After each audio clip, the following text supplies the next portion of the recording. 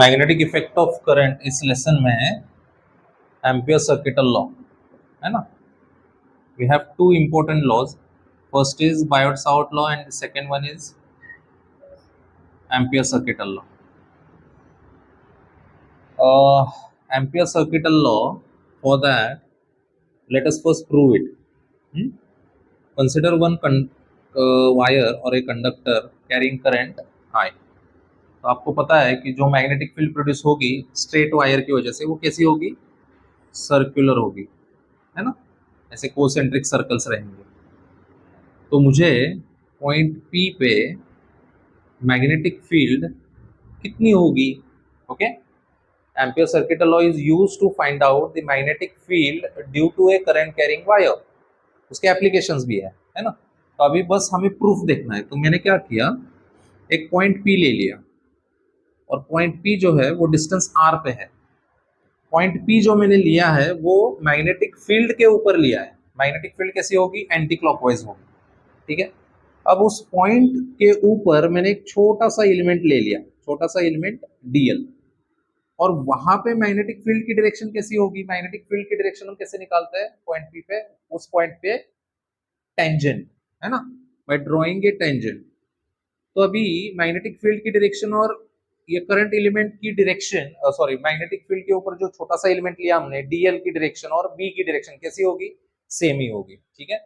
अब Biot-Savart law use करके हमने मैग्नेटिक फील्ड निकाला है. अब ये कौन सी वायर है, this wire is infinite length. This wire is of infinite length. Okay. तो बायोट-सावर्ट लॉ यूज करके हमने पॉइंट P पे मैग्नेटिक फील्ड निकाली थी. उसके लिए फॉर्मूला क्या था, from Biot-Savart law magnetic field at point P is given by B is equal to mu naught I upon 2 pi R, equation number 1.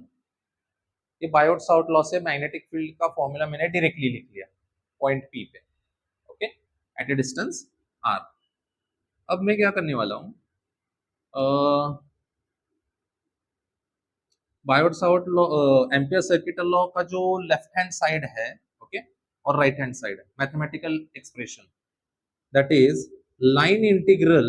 Mathematical expression क्या है एम्पियर सर्किटल लॉ का, line integration of DL, length है ये.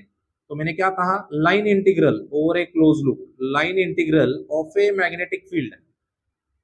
ये line integral, ये जो छोटा सा एलिमेंट लिया मैंने कहां पे लिया, मैग्नेटिक फील्ड के ऊपर लिया. So line integral of a magnetic field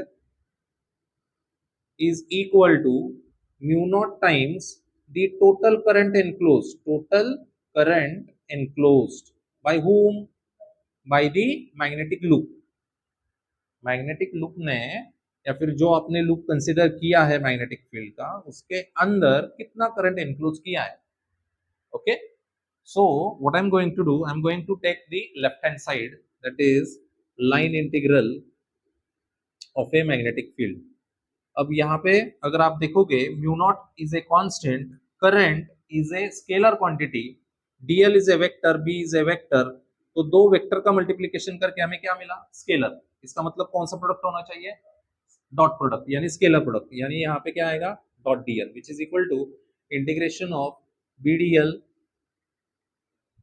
sign कैसे आएगा, cos थीटा आएगा ना. अब मैंने क्या कहा था, DL और B क्या है, एक ही डायरेक्शन में. तो cos थीटा की वैल्यू क्या हो गई, 0. तो cos 0 क्या होगा, 1. So B dot DL is equal to close loop. ये जो रिंग लिखा है, रिंग दिखा है मैंने इंटीग्रेशन, इसका मतलब क्लोज लूप. B DL, यहाँ पे B की वैल्यू पता है from equation 1. So mu naught I upon 2 pi R integration of DL. Okay. इसमें mu naught I 2 pi R सभी कांस्टेंट है ना. R ये डिस्टेंस कांस्टेंट है, इसमें जो करंट फ्लो हो रहा है वो कांस्टेंट है. सो मैंने बाहर निकाला mu naught I upon 2 pi R integration of DL. तो इंटीग्रेशन ऑफ डीएल क्या आएगा, देखो DL DL DL DL DL DL करके सरकमफरेंस आएगा इस लूप का, क्या आएगा circumference 2 pi R. So mu naught I divide by 2 pi R into, ये आंसर आएगा 2 पाई आर। तो 2 पाई आर कैंसिल, और फाइनली आंसर आ गया line integral of a over a magnetic field is equal to mu naught times the current I. Hence proved. Any doubt? अब question पूछा जाता है कि फाइंड और using Ampere circuital law, using Ampere's circuital law find or derive the formula or expression for magnetic field due to infinitely long straight wire.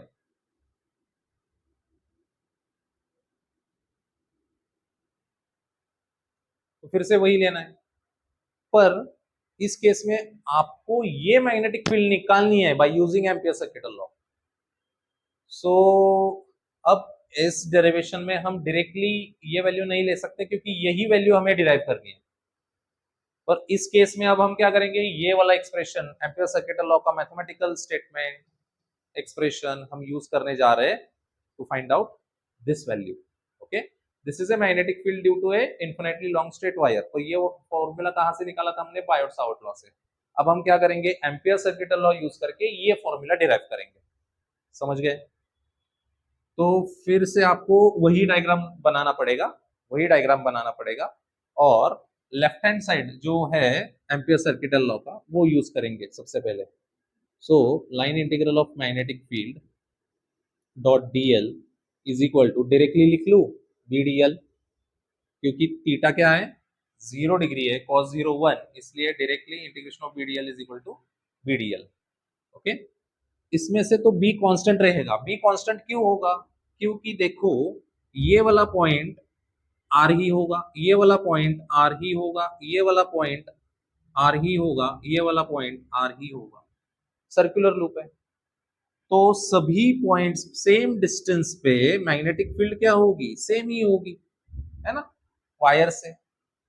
So b क्या होगा इस case में, कांस्टेंट होगा। So integration of dl is equal to b, इधर लिखेंगे b dot dl। तो integration of dl answer क्या आएगा, 2 pi r। Equation number 1, using Ampere circuital law, using Ampere's circuital law, what ampere circuital law says, integration of b dot dl is equal to mu naught total current enclosed। अब इस loop ने कितना current enclose किया है, I, तो directly लिखेंगे I।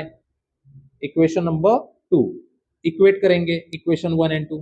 So from 1 and 2 left hand side is equal, so right hand side should be equal, b into 2 pi r is equal to mu naught I। so b is equal to mu naught I upon 2 pi r। आ गया formula. Any doubt?